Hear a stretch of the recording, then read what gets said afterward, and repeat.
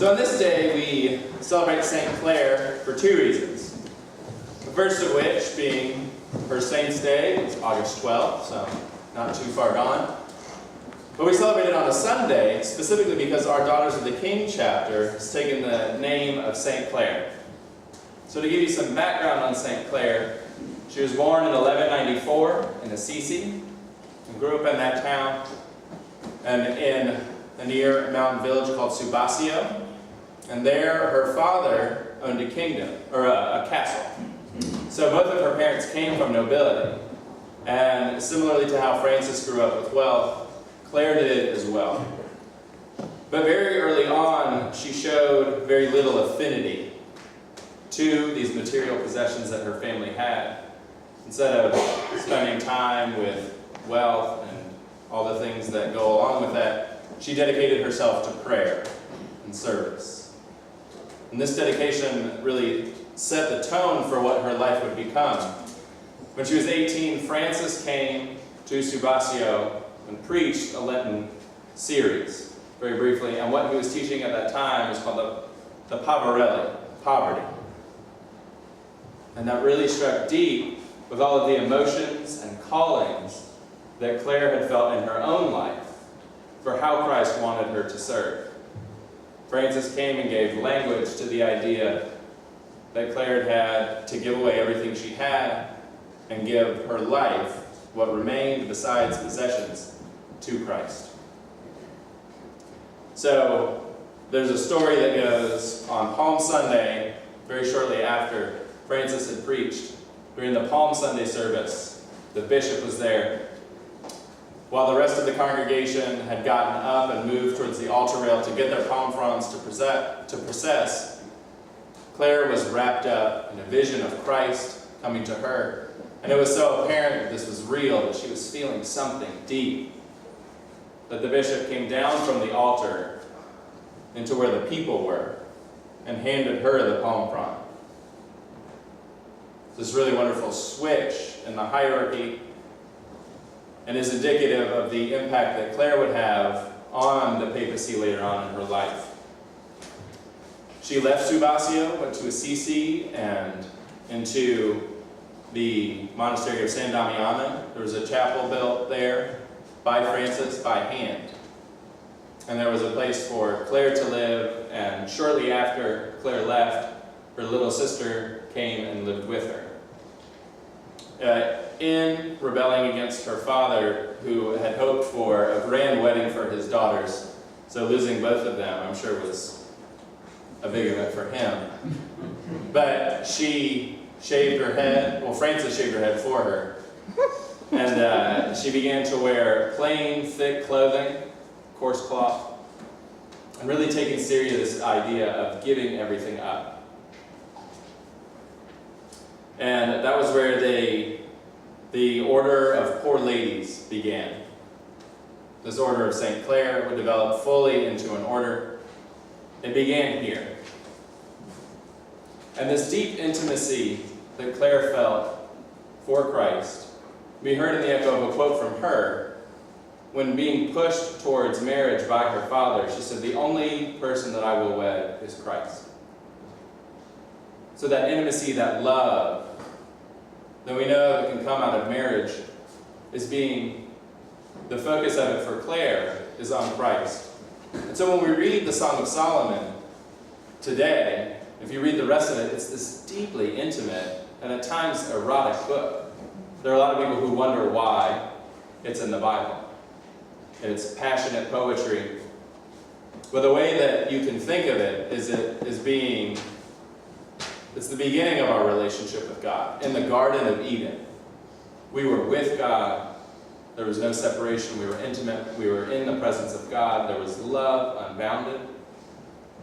And the Song of Solomon is a calling back to that. This is when we return to Christ, when we lose everything that keeps us from Him, there will be feasting. There will be harvesting the fruits of our love. The winter is gone. The rain is gone. The fig trees are producing their fruit. So you hear the call of Christ to Clare, "Arise, my love, my fair one, and come away with me." So she founds this order. And one of its cornerstones is poverty. And they insist on that. Having nothing.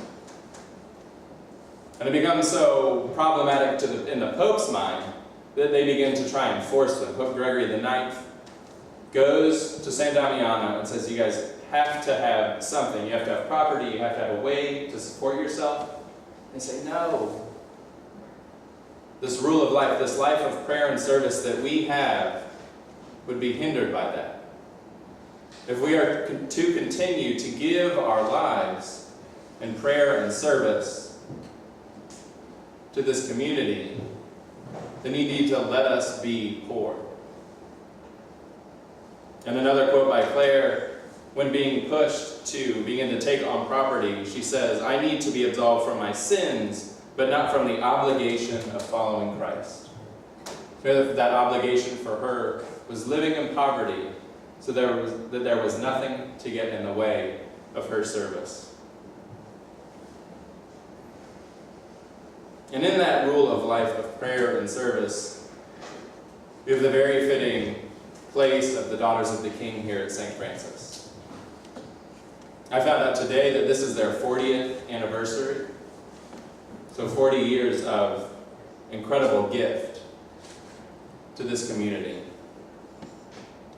And just so you know, some history on the Daughters of the King as well, they were started in 1885 in New York. Their rule of life is prayer and service.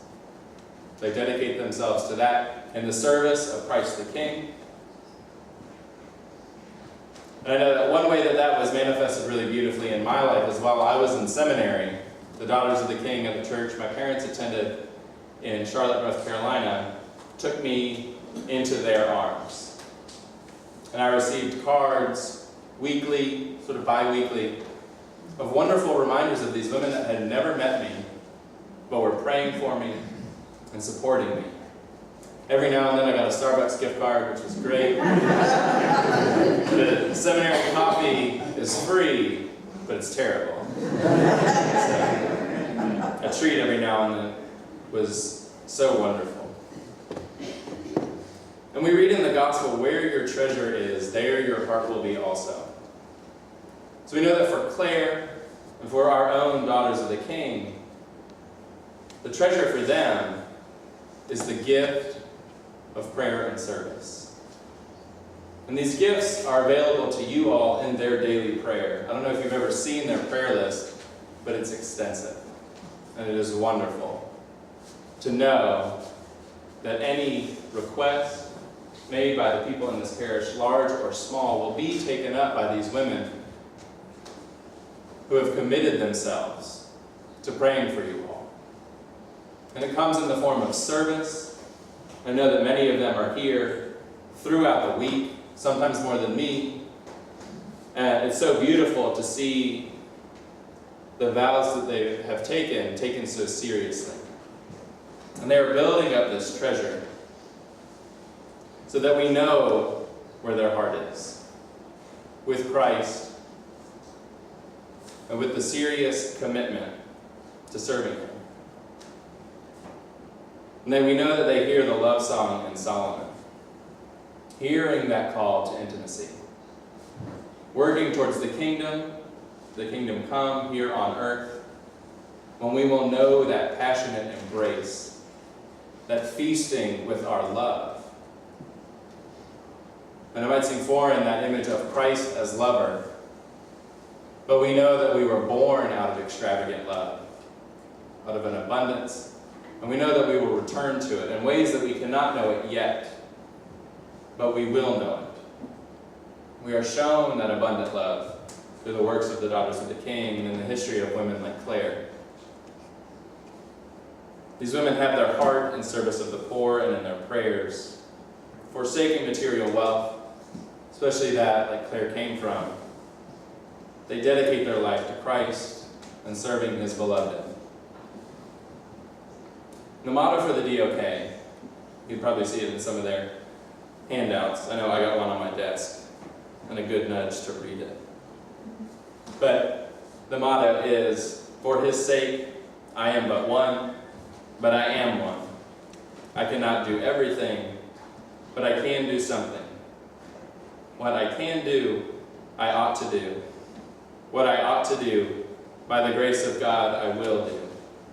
Lord, what will you have me do? So on this day that we celebrate Claire and the wonderful women and our daughters of the King, we take a motto that has a rule of life like this. And to appreciate it more, I encourage you to ask it of yourself.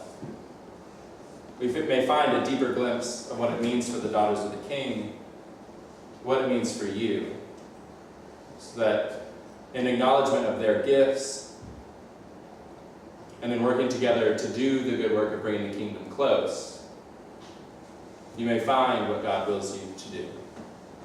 Amen.